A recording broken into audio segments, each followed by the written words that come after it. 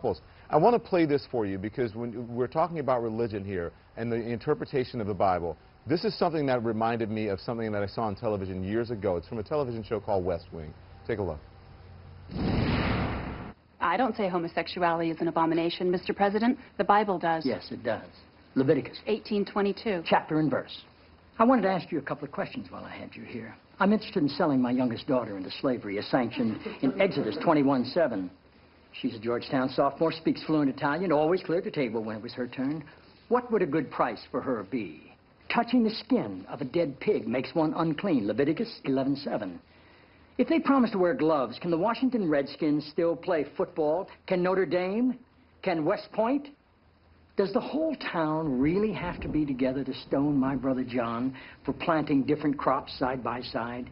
Can I burn my mother in a small family gathering for wearing garments made from two different threads? Think about those questions, would you?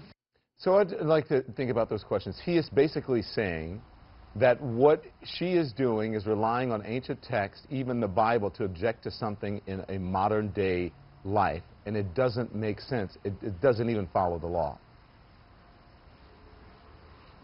Frankly, what you're asking me to do is make commentary on a television program. I'm talking about real life, But it's about life, actual real-life Bible verses. But they're real-life Bible verses. I'm running for governor. I understand that. But Mr. Bevan, will you answer my question? Those are real-life Bible verses that he's referring to. If you would stop talking, I'll try. Well, I will stop talking, but anyways. Those are real-life Bible verses that he's referring to. You're showing an amazing. I'm not showing it. I'm asking you. You're selectively choosing. No, but that's what she's doing. That is a criticism of her. Let me tell you. That is not the criticism of me. John, hang on. Will you let me finish? Will you let me finish, and then you can answer the question. What she has done is interpreted You're seeming a little bit upset here. I'm not upset. I'm just trying to get you to answer the question. You're the one who is not answering the question. What she has done has picked the Bible verses that she wants to interpret them in the way that she wants to interpret them, when there are many Bible verses that you can interpret literally and you can draw your own conclusion from. Go ahead and please answer the question. Don, I appreciate your now theological expertise, and I appreciate you sharing that with your audience, but the bottom line is this. What I have done as a guy running for governor is propose a solution whereby there is equal protection under the law. This is something our current governor and our current Attorney General, Jack Conway, should have addressed. Mr. Bevan, with all due respect, you have answered that 3 times. You've just given me the same answer 3 times, that you're running for governor and that you've proposed a legislation and that you have proposed an alternative. I understand that, but you still have not answered my question. Why would we not want a solution to this? We do want a solution. I want you to answer my...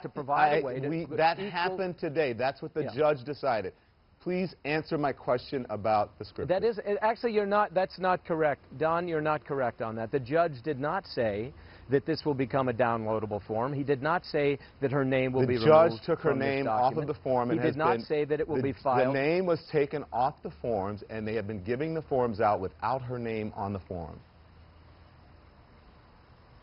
Yes, but this is not addressing the issue in the state of Kentucky. My job will not be to deal in hypotheticals. My job will not be to comment on comments made on television shows. My job as governor of this state in the next 2 months and beyond is going to be addressing real-life situations with real people. And in this instance, that means finding equal protection under the law so that those who have the ability to be married are able to do so, and those who, frankly, have constitutional rights protected by the First Amendment don't have those suppressed as an effort of elevating the rights of others. It's not one or the other. There can be equal protection under the law. This is what I'm calling for.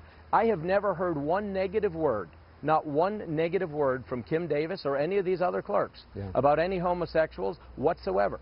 Never a single bad word. All the vitriol, all the nastiness, all of the vile commentary has come from the other side directed at her.